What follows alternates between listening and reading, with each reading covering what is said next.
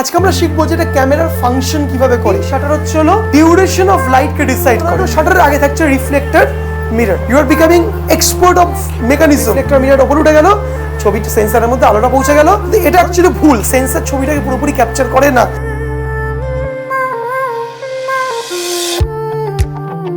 So hello everyone, photography, videography, সিনেমাটোগ্রাফির একটি নতুন সিরিজে ক্যামেরা নিয়ে বসে আছে। সিরিজে তোমাদের স্বাগত। আজকে আমরা শিখবো যেটা ক্যামেরার ফাংশন কিভাবে করে বা anatomy of the camera, how does the camera work. তোমরা সবাই তো ফটোগ্রাফার, ভিডিওগ্রাফার হতে, সিনেমাটোগ্রাফার হতে এসছো, তাই তো? কী হবে? ফটোগ্রাফার হবে, ভিডিওগ্রাফার হবে, সিনেমাটোগ্রাফার কী হবে? ফটোগ্রাফার। তুমি কী হতে চাইছো? ফটোগ্রাফার। ফাইন। তুমি ফটোগ্রাফার, গুড, হতে চাইছো। তো ক্যামেরাটা কী করে ফাংশন করে জানতে হবে তো? পূজা, তোমার নাম তো কি? তোমার নামটা কি? পূজা। কি পূজার বাড়ি কোথায়? মল্লিকপুরটা কোথায় গো? বারুইপুর। আচ্ছা, এটা হচ্ছে পিকচার 1, ওকে।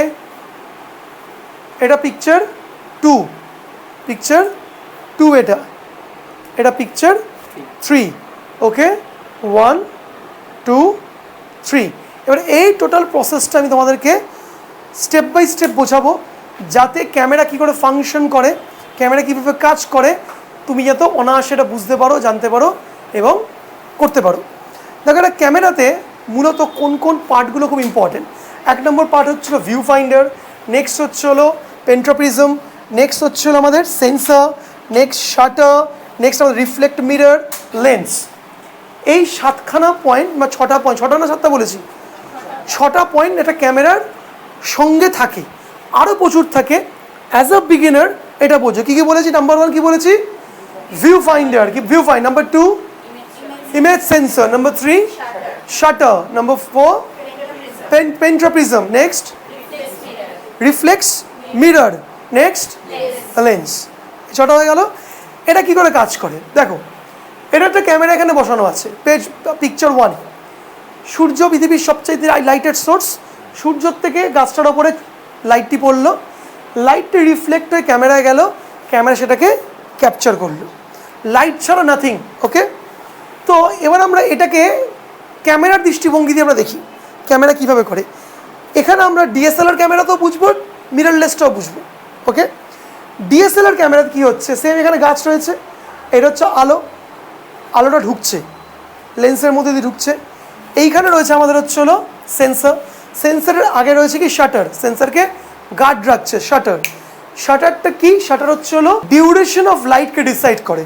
একটা লাইট কতক্ষণ ধরে শাটার সেন্সরের মধ্যে পড়বে সেটা ডিসাইড করে।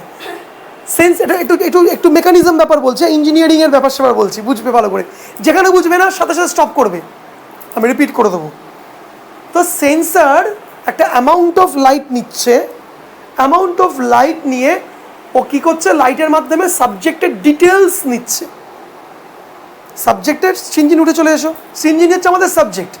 তো ওটা হচ্ছে হলো টিউবলাইট, টিউবলাইটতে সিনজিনের উপর আলোটা পড়ছে, রিফ্লেক্ট হয়ে আমাদের, তোমার নাম কি? প্রার্থনার চোখে গিয়ে পড়ছে। তো দেন প্রার্থনা ক্যান ওয়াচ হার। এটা সিম্পল মেকানিজম। তো এবারে ভালো করে বোঝো, এই আলোটা যদি প্রার্থনার চোখে প্রচুর গিয়ে ঢোকে, ঠিক আছে, আমি ধরো এরকম একটা হ্যালোজিন লাগালাম, এখানে একটা আয়না লাগিয়ে দেখলাম, পুরো প্রার্থনার চোখের মধ্যে আলোটা গিয়ে পড়লো, প্রার্থনা চোখ খুলে রাখতে পারবে? যে বুঝতে পারবে, চোখটা ঝলসে যাবে। তো এই জন্য প্রার্থনার চোখের সামনে আমি এটা কী রাখবো, একটা পর্দা রাখবো। এই পর্দাটাকে আমরা কি বলছি? শাটার। সিম্পল। যে কোনো থিয়েটারে গিয়ে তোমরা দেখেছো একটা পর্দা থাকে, পর্দা যতক্ষণ তুলছে ততক্ষণ এখানে ওইভাবে কনসেপ্ট ভাবো, পর্দাটা যতক্ষণ খোলা থাকছে শাটারে ততক্ষণ আলো আসছে। তো শাটারেরটা আমরা পরবর্তীকালে আমরা আরও ডিটেলিংয়ে পড়বো। শাটার আজকে আমাদের মেন বিষয় নয়। শাটার মাথায় রাখবে ডিউরেশন, মানে কতক্ষণ লাইটটাই প্রবেশ করতে রাখাবো, ডিউরেশন ডিসাইড করে, ওকে। তা সেন্সার হয়ে গেল, শাটার হয়ে গেল। শাটারের আগে থাকছে রিফ্লেক্টর মিরর। এই রিফ্লেক্টর মিররের কাজটা কি? এই রিফ্লেক্টর মিররের কাজটা হচ্ছে হলো, আচ্ছা আমরা টিএলআর ক্যামেরাতে কী বুঝেছিলাম আগের ক্লাসে? টিএলআর ক্যামেরা দুটো লেন্স থাকতো। কেন দুটো লেন্স থাকতো? একটা লেন্স দিয়ে কী করতাম আমরা? দেখতাম কোন ছবি তুলবো, আরেকটা লেন্স দিয়ে কী করতাম? ছবিটা তুলতাম। এখানে কি লেন্স, ডিএসএলআর কটা লেন্স? একটা না দুটো? 1 সিঙ্গেল হয়ে গেছে, single lens reflector, digital single lens reflector. তো তো একটা লেন্সেই আমি দেখছি, একটা লেন্সেই ছবি তুলছি। খুব ভালো করে বোঝা জায়গাটা। You are becoming expert of mechanism. তো এখানে মজাটা হচ্ছে হলো আলো ঢুকছে এখানে, আলো এখানে, এখানে মিরারটা রয়েছে, আলোটা এখানে পড়ে কোথায় যাচ্ছে? ওপরে। এটা কি বলেছিলাম? পেন্ট্রোপ্রিজম।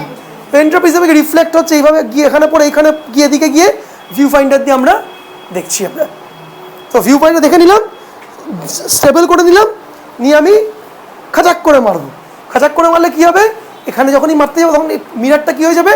ছপাত করে ওপরে উঠে যাবে।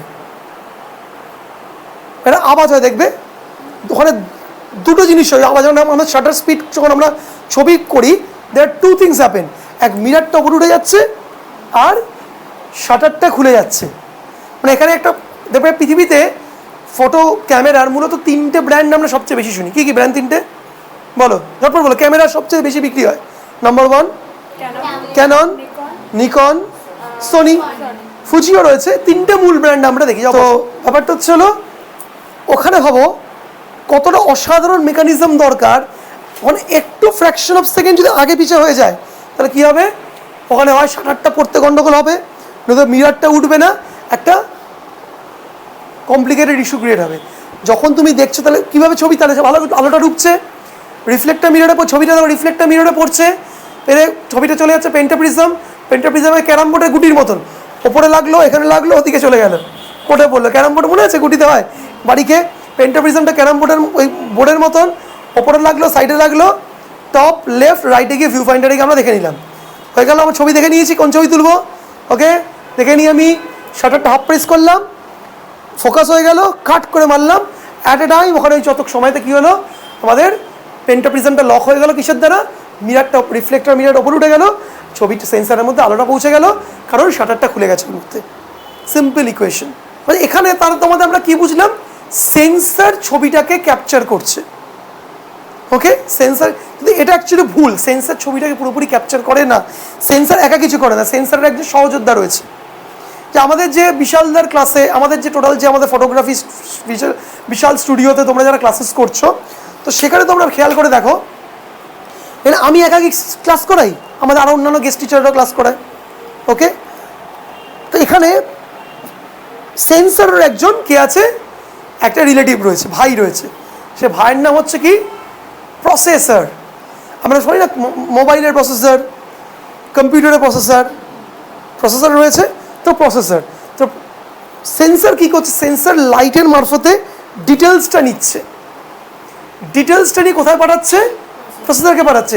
প্রসেসর ছবিটাকে তুলছে। শুধু ক্যামেরা, লোকে দেখে যেটা ক্যামেরা বা মোবাইল যখন কিনি আমরা প্রসেসর দেখি, ক্যামেরা দেখবে নতুন নতুন প্রসেসর নিয়ে আসে, আপডেট প্রসেসর বলে, এটা তো পুরনো প্রসেসরই লাগানো আছে, বলে না? তো প্রসেসরটা কী আমরা খাতায় না মাথায় দেয় বুঝি না আমরা। তো প্রসেসর কি? প্রসেসর হচ্ছে হলো, তাহলে সেন্সার কী করছে? সেন্সার নিচ্ছে ডিটেলস, ছবির ডিটেলস, ডিটেলস থেকে কার কাছে পাঠাচ্ছে? প্রসেসরের কাছে পাঠাচ্ছে। প্রসেসর কী করছে? প্রসেসর হচ্ছে হলো ছবিটাকে প্রসেস করছে, প্রসেসর প্রসেস করছে। তো আমাদের এখানে কী বুঝলাম? একটা ভালো ক্যামেরার শুধু সেন্সার ভালো হবে তাই নয়, তার সাথে কী ভালো হতে হবে?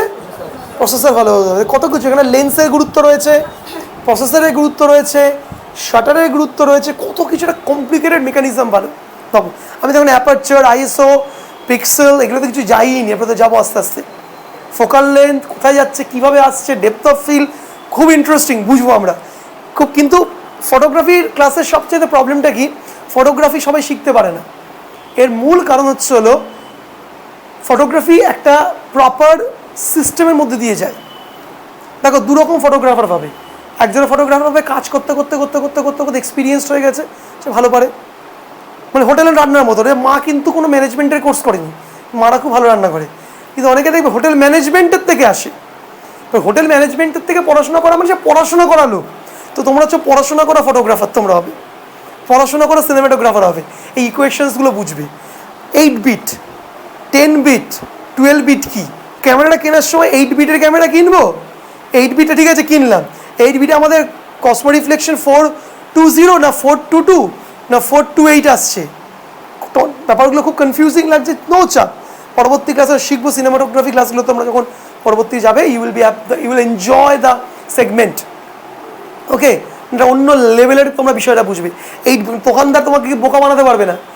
বলে আমার এটাতে 8 বিট আছে না 10 বিট রয়েছে, এটা 420 না 422, কী জিনিসটা, কী কালারের RGBটা কীভাবে হচ্ছে, কত কম্পোজিশন থাকছে আলোতে, সব শিখবো আস্তে আস্তে। তো বোঝাতে পারলাম পুরো ছবিটা দেখে ফাংশন। এবার এটা থাকলে DSLR, এবার চলে আসছে মিররলেস। তো মিররলেসে সিম্পল বুঝতে পারছি আমরা কি মিররলেসে আমাদের রিফ্লেক্টর মিররটা নেই। রিফ্লেক্টর মিররটা আমরা মুছে দিই, তাহলে নেই। তো রিফ্লেক্টর মিরর না থাকলে আরেকটা জিনিসের প্রাসঙ্গিকতা হারিয়ে ফেলছে। কোন জিনিসটা? পেন্টাগন না, পেন্টাগন কে বললো? পেন্ট্রোপ্রিজমের গুরুত্ব আমরা হারিয়ে ফেলছে। ওই জন্য দেখবে মিররলেস দেখবে এত আর বড় থাকে না, মিররলেসটা একদম পুরো কম্প্যাক্ট ছোট হয়ে যায়। কেন? ওর মধ্যে একটা বড় সেগমেন্ট, দুখানা পার্ট বাদ দিয়ে দিয়েছে। কি বাদ দিয়ে দিয়েছে? মিরর বাদ আর পেন্ট্রোপ্রিজম বাদ। আচ্ছা, তাহলে আমাদের মিররলেস তো বাদ হয়ে গেলে মনে একটা প্রশ্ন আসতে পারে, স্যার ওই প্রবলেমটা হচ্ছে না, তাহলে বলো তো কোন প্রবলেমটা হচ্ছে না? যদি আমরা পেন্ট্রোপ্রিজম বাদ দিয়ে দিলাম, রিফ্লেক্টর মিরর বাদ দিয়ে দিলাম, তাহলে ক্যামেরা একটা প্রবলেম হতে পারে। কি প্রবলেম? তাহলে ভিউ ফাইন্ডারে আমি দেখবো কেমন করে? এই প্রশ্নটা আছে তো মনে, how would I watch it through viewfinder? Very easy, একটাই উত্তর। এখন এর মধ্যেই যাচ্ছে সেন্সারই কি করছে, ডিজিটালি ইনফরমেশন। আমাদের মোবাইলে কি হয়, ডিজিটালি ব্যাপারটা আমরা দেখি আমরা, রাইট? ও ডিজিটালি আমাকে দেখিয়ে দিচ্ছে, ডিজিটালি সিগন্যালের মারফতে দেখিয়ে দিচ্ছে। এই জন্য আমাদের মিররের আর দরকার পড়ছে না। That's why it has become what, এই জন্য কি বলি আমরা, মিররলেস। তাই তোমরা যারা ক্যামেরা কিনছো, আন্তাবড়িয়া মিররলেস কিনতে হবে, এর কোনো মাথার দিব্যি নেই। মিররলেসে কী হচ্ছে, ওজনটা একটু কম থাকছে। তো ঠিক আছে, আমার ভাই যদি 40,000 টাকা বাঁচে, একটু না বেশি ওয়েট ক্যারি করলাম 2 বছর, আর তো হাত পাকিয়ে নিলাম, তারপরে নয় আমরা চলো মিররলেস কিনলাম।